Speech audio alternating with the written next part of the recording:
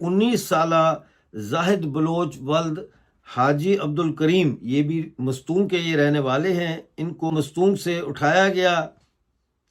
5 جولائی کو چنگی کراس مستونگ سے ان کو ایف سی والوں نے حراست میں لیا، اور اس کے بعد ان کا کچھ پتہ نہیں کہ ان کو کہاں لے جایا گیا ہے۔ یہ صورتحال اس وقت چل رہی ہے بلوچستان میں، اور یہ خاصی تشویشناک ہے۔ مجھے ایک وہم ہے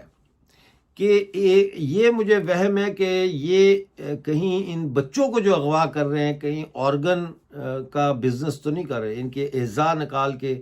تو نہیں کوئی کاروبار ہو رہا اس قسم کا گھنونا، کیونکہ یہ پھر لاشیں، ان کی مسخ شدہ لاشیں یا تو ملتی نہیں ہیں یا ملتی ہیں